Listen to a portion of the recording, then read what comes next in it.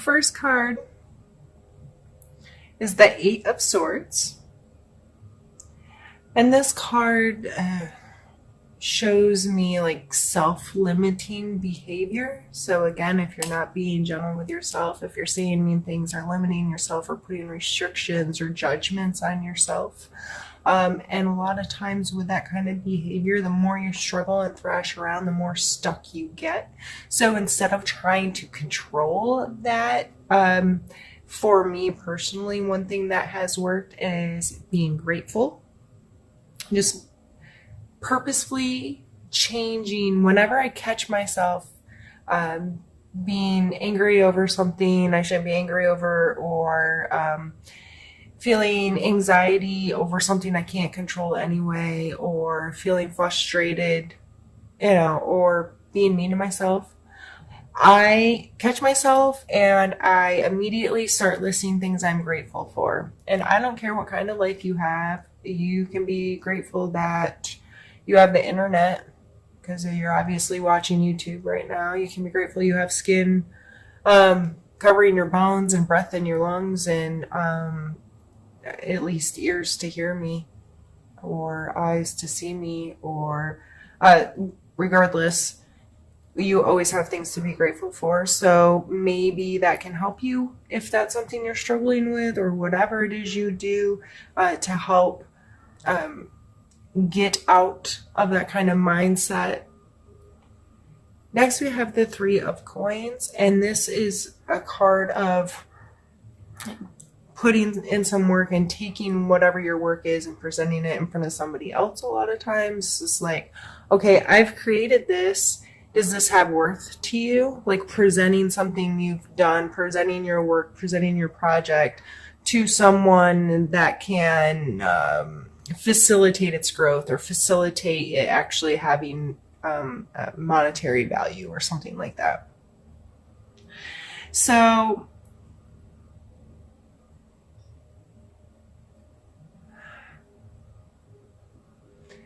I feel like you have something brewing. You have something you've been working on. You've been putting in some work.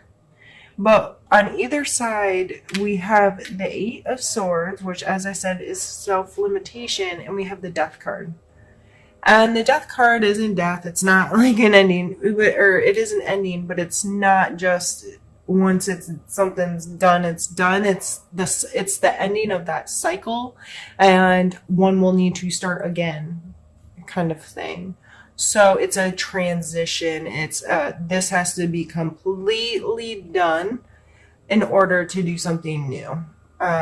Most people can relate to this in like relationship stuff. Like you can't start a good, healthy, happy relationship if you're still holding on to an old one, kind of thing. So I just feel with this coming in the center that you have to get to a place where you can stop this behavior in order for this to progress. I'm going to pull some more cards and see what else the story has to say.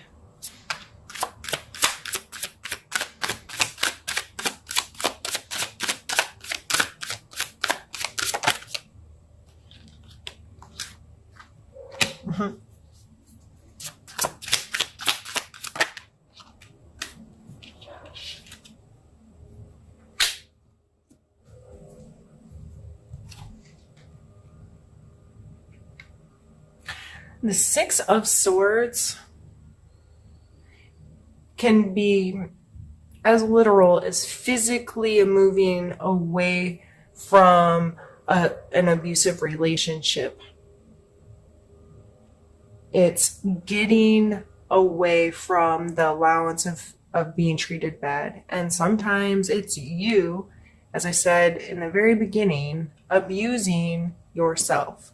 So whether this is someone else in your life or it is you doing it, there is movement away from it. And then Miss Justice is sitting here. There are consequences to our actions, whether you want to think it's karma or However, the scales get balanced. You know, my mama always used to tell me, you get what you give in this life. And she preached it really hard to me and made me understand that if I was given ugly, nasty, horrible things, I'm going to get ugly, nasty, horrible things in return. And it made it really important for me to value what I'm putting out into the world and how I'm treating people and so forth. So I feel like there is definitely movement, and it may take coming to these two big energies of being able to really stop something from happening and be like, I am done with this. And I have to believe that justice will sort itself out. And it's not my responsibility any longer, and I'm not going to live in the past. I'm going to trust that the universe will sort it all out, and I'm just going to keep moving. I'm going to keep moving towards my destination, and I'm going to do what's right for me, and I'm going to take care of my thought processes in a healthier way. And this card may also tell you to get strict with your boundaries. You know, these are my expectations to be in my life, to be around me. If not, you can move on. That kind of energy may also be associated with this. Let's pull a few more cards for you, Cancer. I just can't shuffle. I'm not taking it. All right, cards, get in my hand.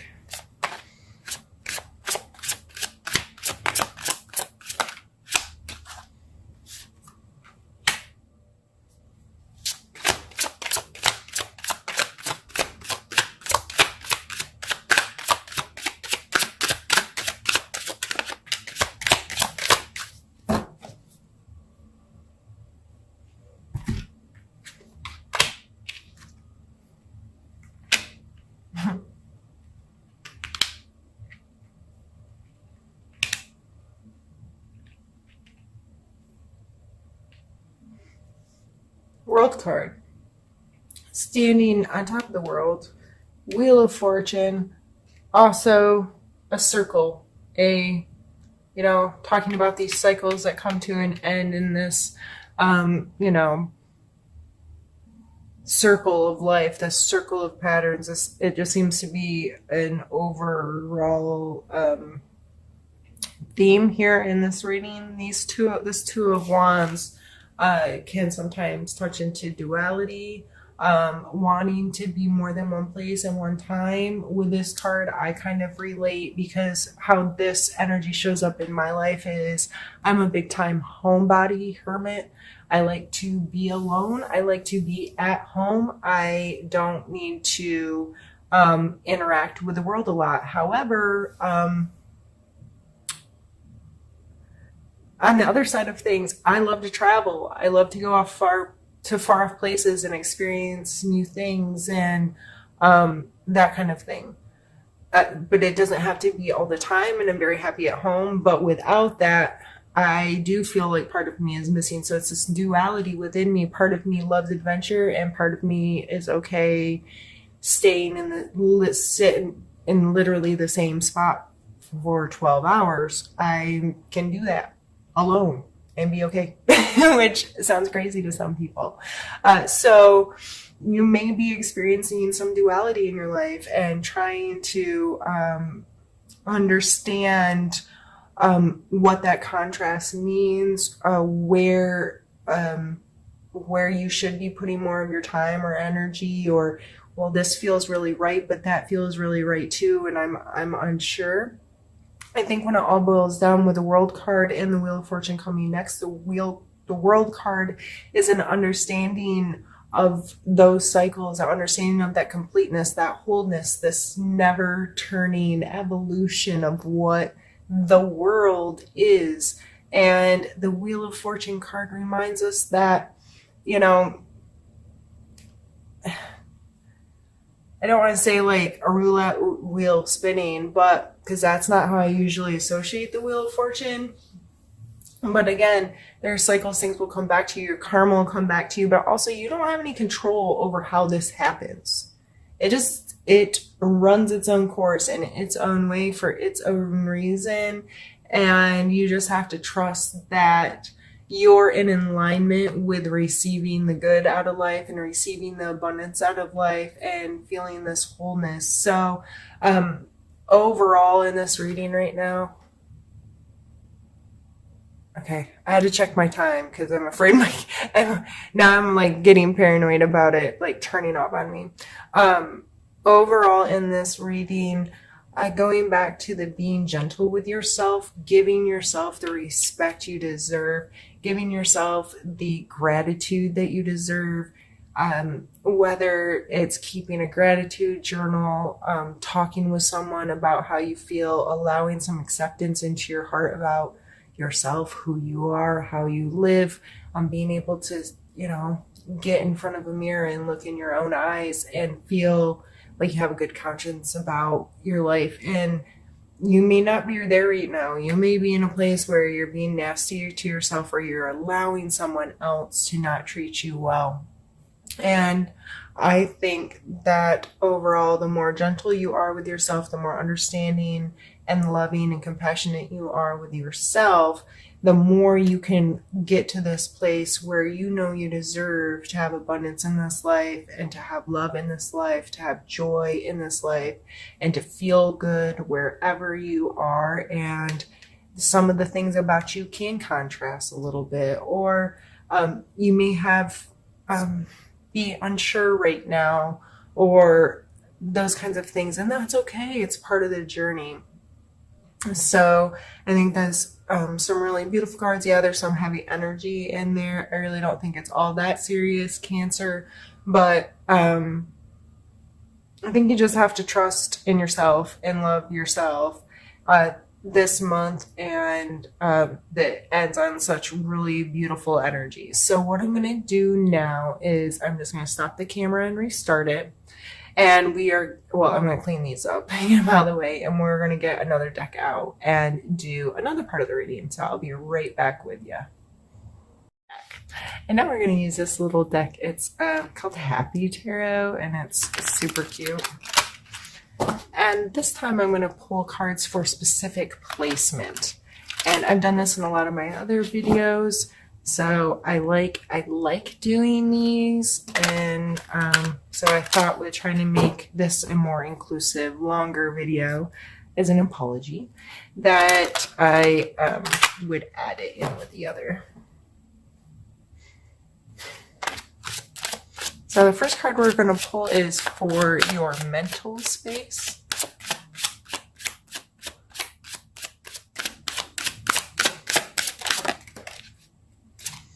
I guess we got two.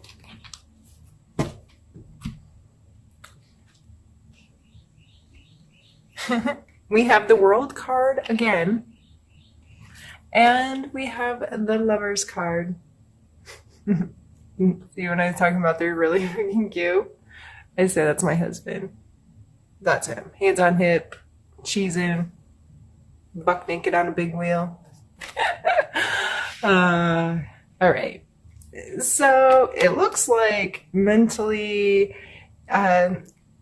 these are really positive, happy cards, but my first thought was being too invested in your significant other, allowing them to have too much control or power, or to be your world. So the Lovers card, I always take it as a conscious choice to be in this relationship, making that choice over and over and over again to love somebody unconditionally and learn what unconditional love really is and really means, because sometimes that's not natural to some people. They complicate it and screw it all up with negative stuff and hold people responsible for things they're not responsible for, those kinds of things. So maybe your significant other or your best friend or whoever this person is, you make the choice to love unconditionally.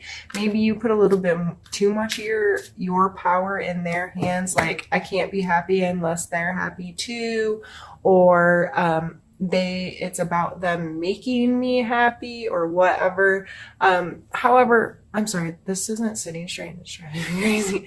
However, that's playing in your life. Or, just emotionally, maybe I was wrong. Maybe it's you beating up you in that first, like I kept going back to, but whoever your support system is really healthy and happy and helps pull joy to your life and so forth. Let's pull a card for you, or let's physical space. Sorry, brain's not working.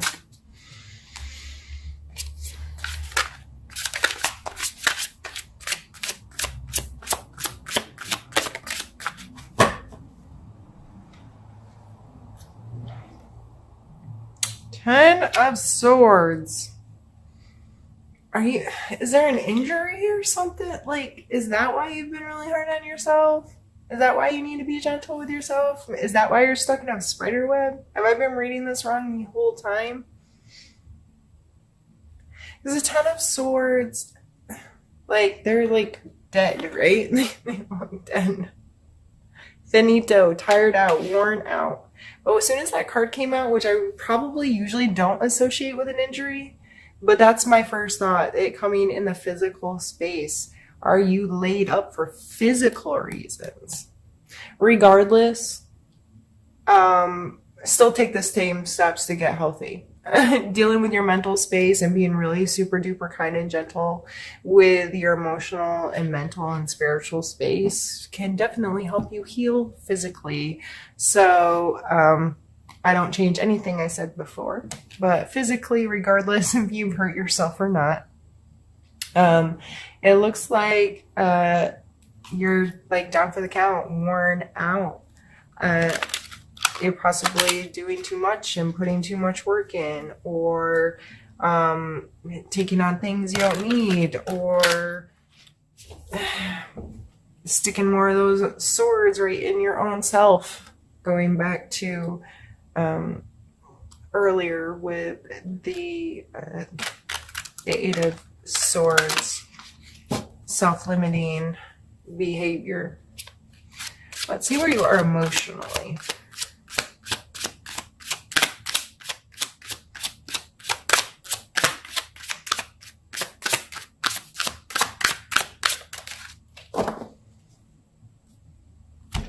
Ace of Coins. So that's seeing potential as something new in your physical space. New job, new hobby, new home, this potential to create something new in your physical space. So I should really leave the other cards laying out. I just only have so much space that you can see too. Yeah, and I said that you had a it was the Three of Coins. And see, this is the problem. I do a reading and people ask me about, like, down the road. A friend will call me and like, man, that reading you posted for Capricorn, like, that got me or whatever. And I'm like, as soon as this reading's done, I don't remember anything I told you. Nothing. It's weird that it happens that way, but I never remember what I read.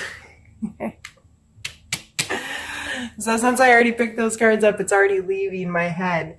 So if it is a new job, if it is a project that you're just now getting to the point where you feel like you can put it in front of other people, or you've gathered enough information, or you've gathered enough resources, that's what I really see that Three of Coin as. It's new and exciting and you're emotionally attached to this stuff, and that's maybe why you're beating yourself up in self-limiting talk, or not respecting yourself enough, because you're too emotionally invested in something that doesn't if you listen to some very successful, like, entrepreneurs that create products or create businesses and that kind of thing and have made bajillions of dollars, right? They will tell you they do not get emotionally invested in their projects. They create it, they put all this power and excitement into it, and then they put it into the world, and either people take it or they don't. And regardless, they're moving on to the next thing.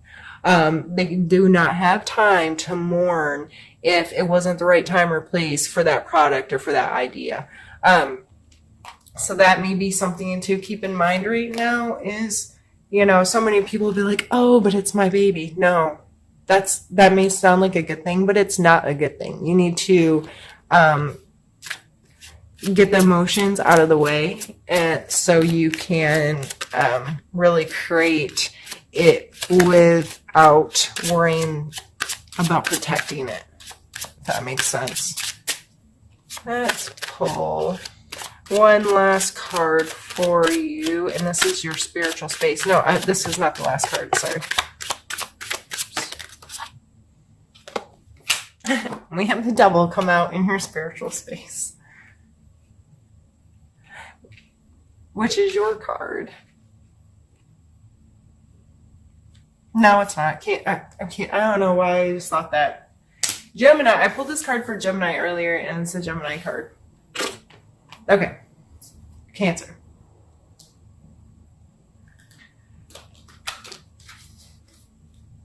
Bad habits or a control situation may be in your spiritual space this month, and maybe. So this card talks about things that control you rather than what you control. So addictions, bad habits, giving your power away to someone else. If you are letting someone else dictate life, dictate how you feel, dictate, I'll be happy when so-and-so makes me happy. I'll be happy if so-and-so does A, B, or C. I'll be happy if blah, blah, blah happens. That's giving away power. It's I'm happy and this might happen or that might happen. And I don't know. I needed beverage. One second.